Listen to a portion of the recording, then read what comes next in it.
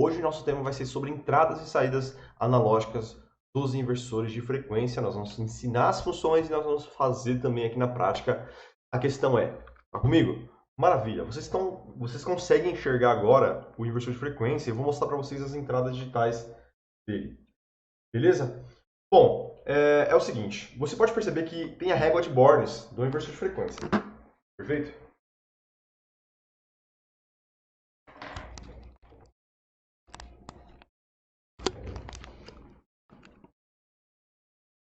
Ok? Essa régua de Bornes,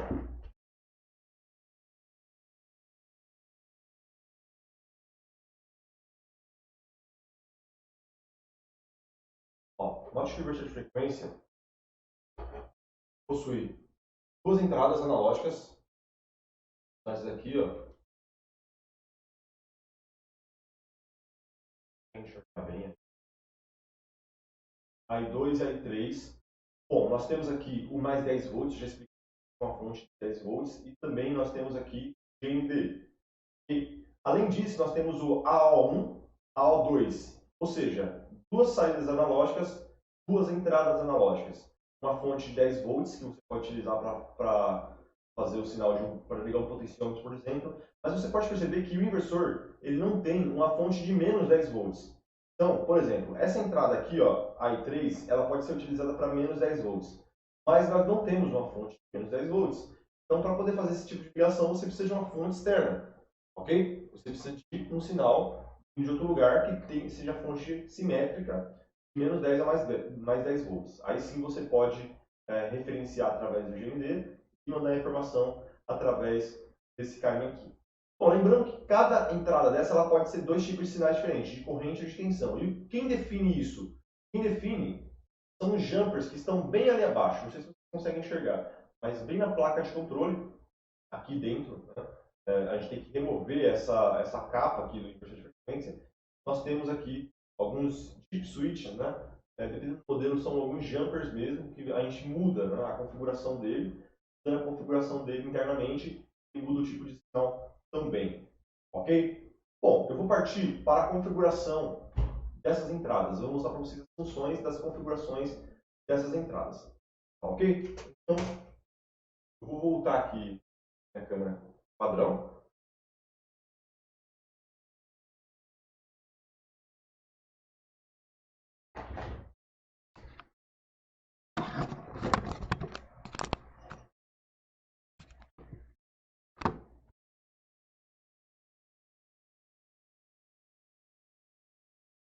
Voltando aqui.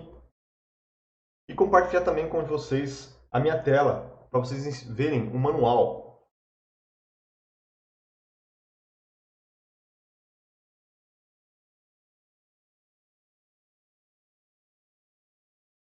Legal, tá?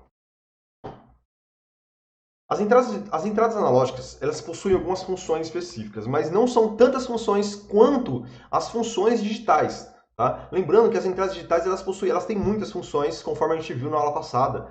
Recapitulando, por exemplo, só nesse inversor aqui, ó, possui 61, basicamente 61 opções de função para cada entrada digital. Então, nós temos essa lista enorme aqui de função.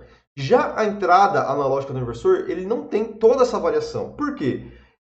A princípio, as entradas analógicas são para controlar a frequência. Você envia um sinal analógico de frequência para o inversor fazer a variação da velocidade do motor. E você só define a fonte de frequência. Ou seja, vai ter um parâmetro no seu inversor, como no caso desse modelo de inversor que tem esse parâmetro, que é o parâmetro P00.06, que você define o comando de frequência. E nesse caso, você só aponta. Você fala assim, inversor, eu quero que você sempre olhe para aquela entrada, né?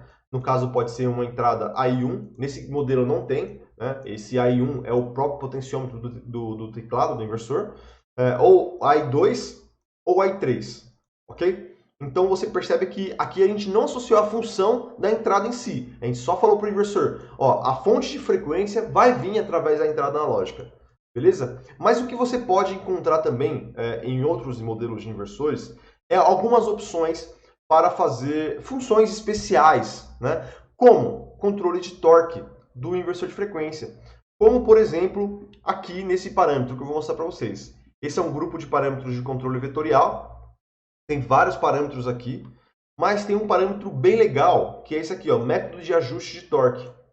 Nesse método de ajuste de torque, você consegue variar o torque através de um sinal analógico.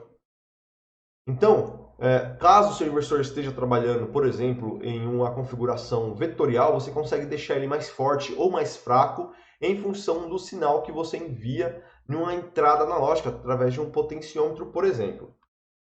Beleza? Então, essa é uma das opções. Tá? E se for um sinal, e se for também um comando escalar, você pode mexer justamente no bus torque. Tá? Então, em função do que você altera aqui, pode ser alterado também no torque do motor. Então, veja que as funções são bem limitadas para as entradas analógicas. Se nós procurarmos, vamos entrar aqui no grupo só das entradas analógicas e vamos ver uma coisa. Vamos ver parâmetros para as entradas analógicas. Até agora é tudo digital. Agora sim ele me dá um parâmetro. O primeiro parâmetro de entrada analógica é limite. Eu defino qual vai ser o limite mínimo. 0 volts, 0,5 volts, 2 volts e o ajuste em porcentagem. Ou seja, aqui nada mais é um ajuste da curva. Então, se eu defino que 0 volts vai ser igual a 0% do meu sinal, quando tiver tudo zerado, o inversor também vai estar entendendo que é para zerar. Mas eu poderia simplesmente configurar aqui, 0 volts é igual a 50% do meu sinal. É o que acontece no sinal de menos 10 a mais... Não, minto. Vou falar besteira aqui para vocês. Mas eu posso configurar aqui 50% nessa função. Então, quando tiver 0 volts, por exemplo, eu teria 30 Hz. Ok? É uma configuração possível, tá? Vai depender da sua aplicação. E quando eu tiver 10 volts na entrada analógica, eu vou ter aqui 100% ou 60 Hz. Beleza? Eu consigo também definir um filtro, né? Caso você tenha um tipo de sinal que varie muito, né? Tem um certo ruído, você consegue colocar um tempo em segundo para poder fazer a amortização, ok? E aqui entra a entrada analógica 2, que é a mesma coisa, e a entrada analógica 3. Note que ele não me deu uma tabela de função. Acabou aqui, ó. Tempo de filtro. Não tem mais uma tabela que eu consigo definir a função da entrada analógica. Basicamente, a entrada analógica é utilizada para poder fazer ajuste de velocidade e ajuste de torque, principalmente para esse modelo de inversor de frequência. Eu tenho outro modelo de inversor que ele já tem umas opções. Vou mostrar para você. Deixa eu verificar aqui. É o manual.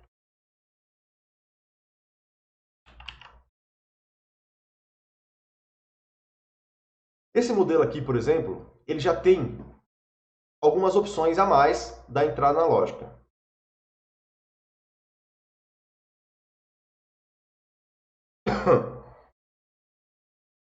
Ele também possui 3 entradas analógicas, mas veja a diferença. Se não me engano, está até aqui a diferença.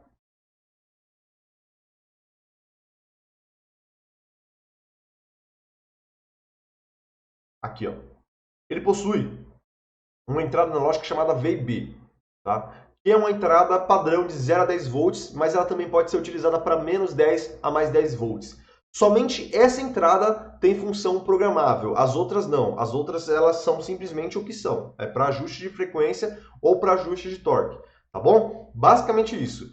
Porém, essa entrada aqui é uma entrada especial. Além de ser menos 10 volts a mais 10 volts, ela ainda pode ser ajustada à sua função. Então, por exemplo, você pode alterar esse parâmetro aqui, né? É um parâmetro qualquer, não lembra. Eu não quero que você decore parâmetro, mas eu quero que você entenda o princípio disso.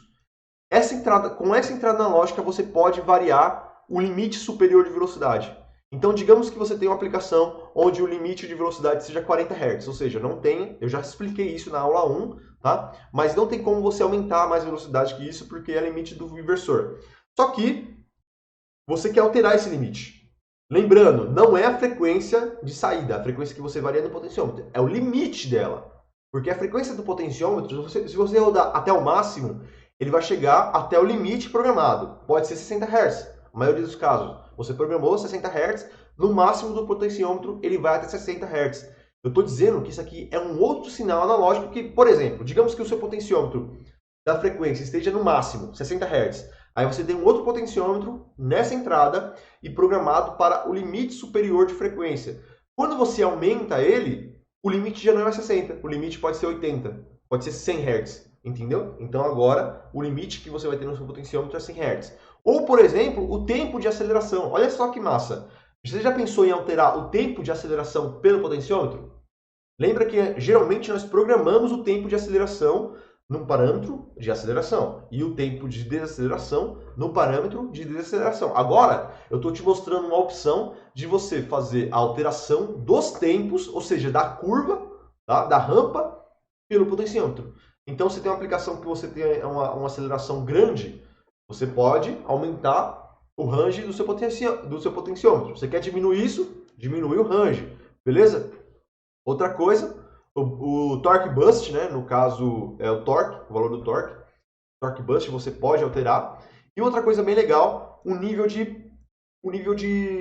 proteção. Então, Stall Prevention, por exemplo, é um nível de proteção. Geralmente ele vem em 120%, 150%. Você pode aumentar esse valor através de um potenciômetro. Da mesma forma que a proteção térmica eletrônica, por exemplo, você também pode alterar. E a base de frequência.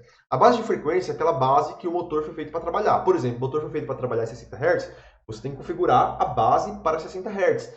Mas digamos que você queira variar essa base. Eu não sei porquê, mas você pode fazer isso. Você pode associar essa função à entrada analógica. Aí você simplesmente variando a entrada analógica, você também varia essa base de frequência. Uma dica. Anota aí, uma dica importante. Se você tem uma aplicação, principalmente uma aplicação vetorial, escalar, onde essa aplicação simplesmente você não consegue ter um torque muito alto. Você não consegue ter um torque muito alto. Está programado 60 Hz como frequência de base, 220 é a tensão do motor, e você não consegue ter uma tensão alta no seu motor. Um torque alto no seu motor. Se você diminuir a frequência de base, você aumenta a tensão aplicada, né? Você aumenta a relação V sobre F. Ou seja, você está aumentando o torque aplicado no seu motor. Ok? Então, se você diminuir a frequência de base, é assim, por exemplo, o inversor de frequência, ele vai liberar 220 quando ele estiver 60 Hz, porque é a frequência de base. Mas se você falar para o inversor de frequência, bom, a frequência de base não é 60, a frequência de base é 30, ele vai chegar em 220 em 30 Hz. Então você percebeu que ele aumentou muito o torque, sacou? Mas tem que ter cuidado com o aquecimento. Beleza? Agora vamos partir para as frequências, para os sinais de saída analógico. Beleza? Aí você pode perceber que agora sim tem muitas opções de saídas analógicas. Então, nós vamos entrar no grupo correspondente disso. Bom, perceba que agora sim, olha lá. Para a saída analógica, nós temos opções aqui, ó. Nós temos dois parâmetros que definem a função das saídas analógicas. De fábrica, já vem programado para frequência de operação, ou seja, frequência de saída do inversor. Então, simplesmente é um sinal que você vai enviar para um CLP, para um EHM com um CLP incorporado, para um indicador, né, analógico. Mas você pode programar isso. Pode ser a frequência de ajuste. Lembrando, a frequência de ajuste é a frequência de entrada no inversor, não a frequência de saída. Você pode ter uma frequência de saída de 60 Hz, só que uma frequência de entrada de 15 Hz. Legal isso. Difícil ver, mas é possível. Você pode perceber, você pode informar através da saída a rampa, né, a frequência de rampa, uma relação entre frequência e aceleração de aceleração. A velocidade, a corrente de saída geralmente é muito utilizado. Nós mandamos o valor disso, tá? Para o CLP, por exemplo. Geralmente o CLP ele recebe a frequência e a corrente, tá? Mas também pode ser a tensão, pode ser a potência, pode ser o nível de torque, pode ser o torque de saída, pode ser o que entra na entrada analógica. Pô, eu estou enviando para a saída o que entra na entrada. Então é só um repetidor de sinal. Pode ser o que entra na entrada de pulso e também pode ser sinais Modbus, ou seja, você transforma as duas saídas analógicas do seu inversor de frequência como um I/O remoto do seu CLP. Muito massa isso, eu falei na aula passada, beleza? Então isso é muito massa. Digamos que você precise de duas saídas analógicas no seu CLP, o seu CLP já está comunicando com o seu inversor de frequência, você consegue utilizar essas duas saídas sem ter que comprar um cartão de expansão a mais para o seu projeto. Você acaba economizando aí, porque geralmente os cartões analógicos de saídas analógicas são mais caros que os digitais, ok? Bom, basicamente é isso. Tranquilo, muito simples, não tem segredo. O Victor falou, poderia mostrar o sinal, como é feita a conversão de digital para analógico. Por exemplo, um sensor indutivo lê uns furos em um disco com a rotação X. Aí precisaria que esses pulsos jogassem o sinal de saída analógica proporcional à resolução. Muito massa. Agora entendi o que você está falando, Victor. Show de bola. Então, o que o Victor está falando é como é feito a conversão de sinal digital. Como o inversor recebe esses sinais digitais que vêm em forma de pulso, em trem de pulso, para converter isso em variável analógica. Bom, é simples. É através de uma entrada de pulso. Uma entrada digital, que no caso, essa entrada aqui, ó. Nesse modelo de inversor aqui, essa entrada HDI. Tá? Essa entrada HDI, você pode configurar ela. Se tiver, por exemplo, esse parâmetro aqui. Nesse caso específico desse inversor, ele tem um parâmetro que você vai definir. Ó, essa entrada vai ser uma entrada comum, tá? Ou vai ser uma entrada de pulso.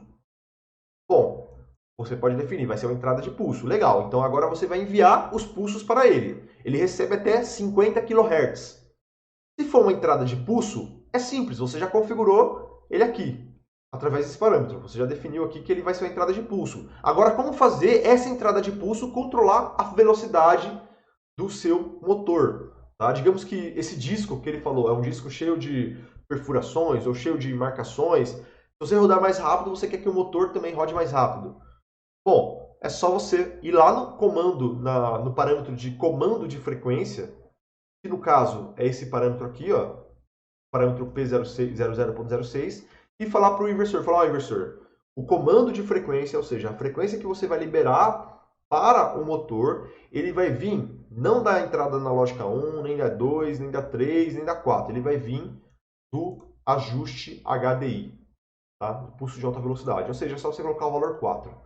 Colocando o valor 4, você define que vai ser uma entrada de pulso, e a partir daí ele converte o sinal de pulso em sinal analógico. Beleza? Essa é uma forma de fazer isso. Beleza, Victor? Ficou dúvida? Me fala aí se ficou dúvida. Tá tranquila a definição? Inclusive aqui, ó, tem mais coisas. A frequência é definida por terminal de pulso de alta frequência. O inversor da série Facility MS-20 fornece uma entrada para isso, apenas uma. Aquele modelo que está lá em cima também possui isso. Tá? Ele também possui uma entrada. Mas não é comum isso. Apesar que não é comum. Inversores de frequência tem entrada de pulso. Então, assim, geralmente as linhas mais básicas dos inversores de frequência não tem a entrada de pulso. Tá? Geralmente você começa a partir de uma linha mais intermediária para uma linha mais avançada. Ok? Por exemplo, tem um outro inversor que nós vamos trabalhar aqui em uma outra aula, que ele já tem várias entradas. Na verdade, ele tem 2 entradas para trem de pulso e ainda você pode colocar várias outras entradas especiais para receber essas informações. Lembrando, você tem um limite aqui, ó, 50 kilopulsos por segundo. Vocês entendem que 50 kHz é a mesma coisa que 50 kilopulsos por segundo? Tá tranquilo aí para vocês? Beleza? O Silvio falou, excelente aula. Obrigado, Silvio.